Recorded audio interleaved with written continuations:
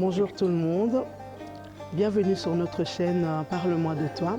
Aujourd'hui nous avons l'honneur de recevoir Monsieur Guido ici, l'un des organisateurs du festival Africa Film Festival. Donc nous lui disons soyez le bienvenu. Nous avons participé justement à la projection, bien que nous sommes arrivés un petit peu en retard, mais on a vu quand même la projection du film justement, la partie qui parlait du Congo. Et on aurait voulu un petit peu savoir plus sur vous. L'idée est venue comment de monter ce festival? Vous avez commencé il y a combien de temps? Parce que là, on voit que c'est déjà le 28e film. Si vous savez nous expliquer un peu plus. Il y a 28 ans, on avait ici à Leuven une grande manifestation des ONG. Et les ONG, il y avait 300, 400 pavillons. Et tous les ONG travaillaient au Congo ou en Afrique. Et tous les ONG expliquaient les problèmes en Afrique et que les solutions, c'était eux. Et évidemment, partout il y avait des Africains, mais les Africains étaient là pour jouer du djembé, servir les gens avec des drinks, nettoyer ou donner des flyers. Mais personne n'était là comme Africain pour expliquer comment ils voient les choses. Et on ne demandait pas aux Africains comment est-ce que vous voyez les choses, est-ce qu'il y a des problèmes, est-ce que ce qu'on fait, est-ce que ça c'est bien ou pas.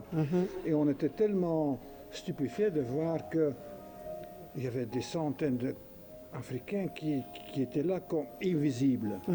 Et le thème c'était Afrique. Pour nous c'était... aberrant.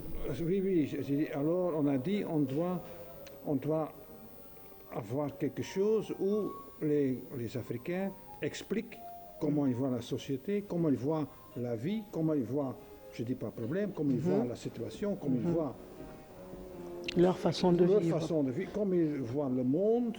Et puis voilà, on doit donner. Et comme ça, on a commencé pendant cette grand marché des ONG, on commençait avec un festival, 4 films, et on a invité tous les cinéastes.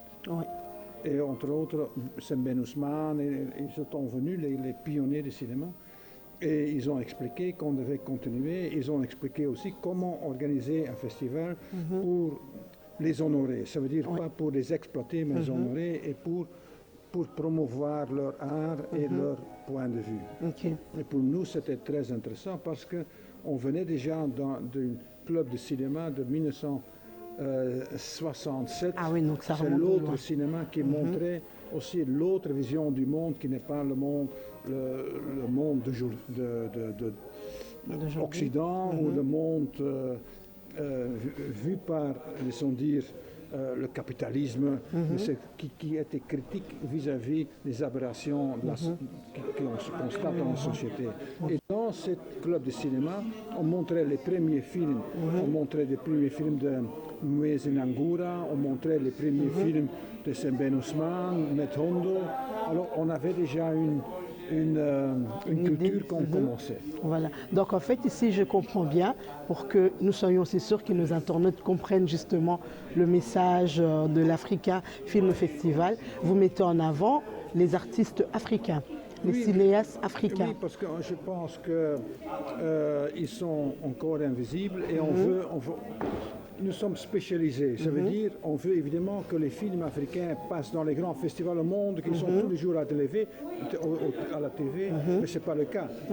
Et on veut aussi expliquer au monde qu'il y a des bons films, que les films sont excellents, et on se demande pourquoi est-ce que ces films ne sont pas vus ailleurs.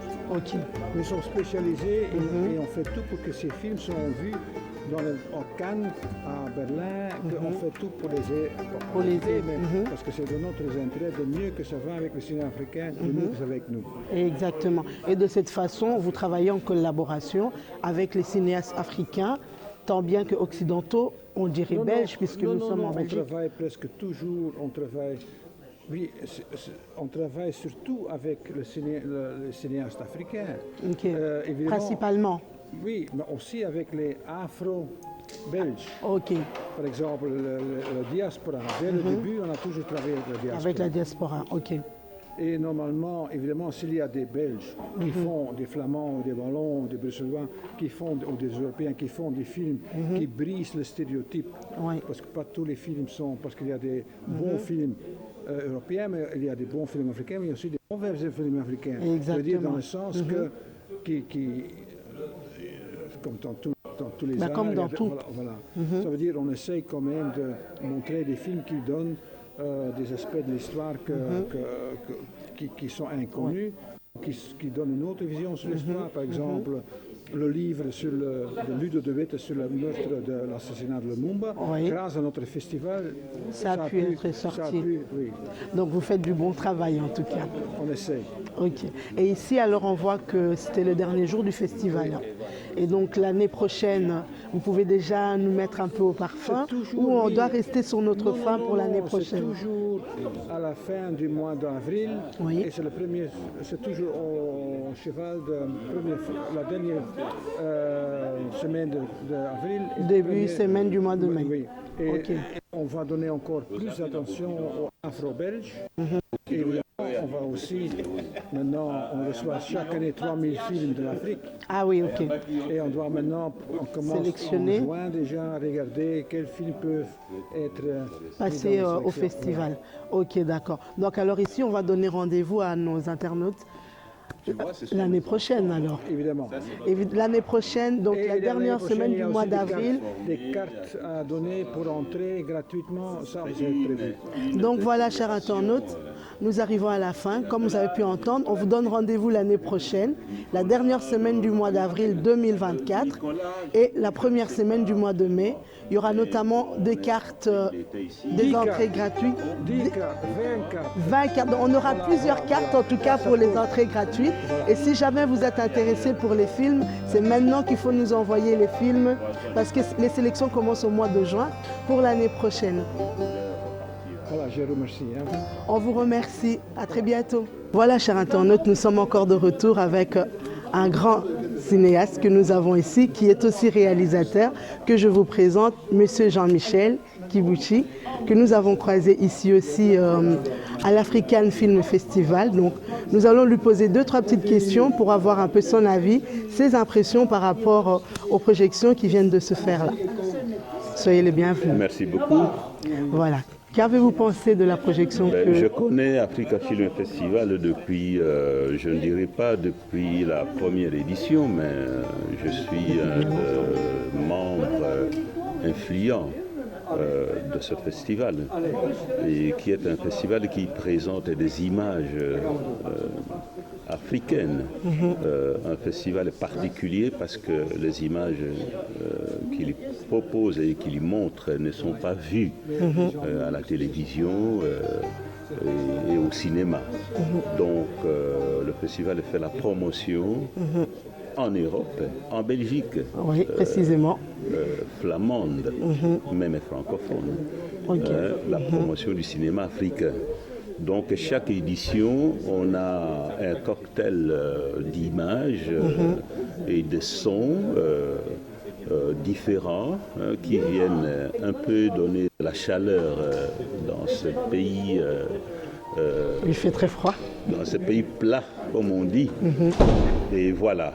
Donc moi, la semaine passée, j'étais à Montréal pour présenter mon dernier documentaire. Je n'ai pas pu été à l'ouverture et aux séances précédentes, mais aujourd'hui j'ai découvert la journée Rwanda, République démocratique du Congo et le Burundi, pour ainsi dire, le 3 pays frères de l'Afrique centrale. Donc avec à chaque fois des images fortes pour parler du passé colonial. Exactement. Voilà. Et tant que réalisateur, d'après ce que vous venez de voir là, vous pensez que nous avons aussi un avenir On ne peut pas dire de l'avenir. Nous devons parler, créer des images.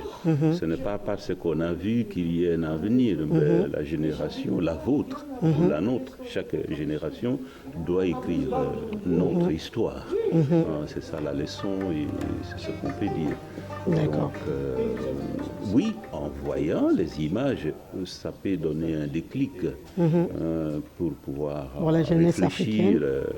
et créer et faire d'autres narrations, des nouvelles narrations, En effet, beaucoup oui. plus intéressantes que D'accord.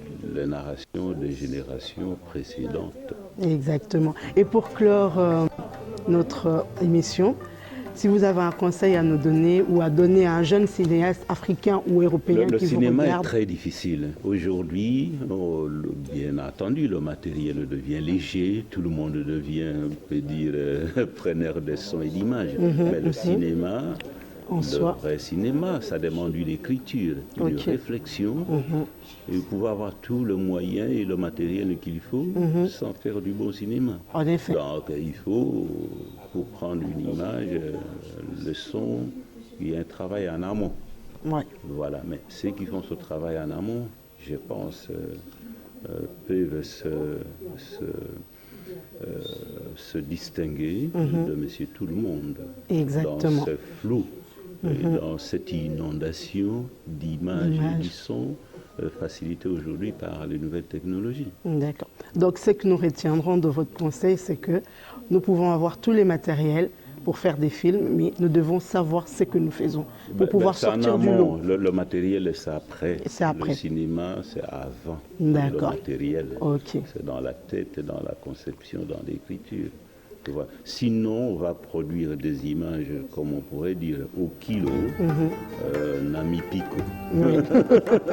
Nami Pico pour ne rien dire. Oui, en rien effet. raconter. D'accord. En tout cas, nous vous remercions de la part de Parle-moi. C'était vraiment un plaisir de vous recevoir sur notre plateau. Donc, on vous dit à la prochaine du coup. Merci beaucoup. Merci à vous.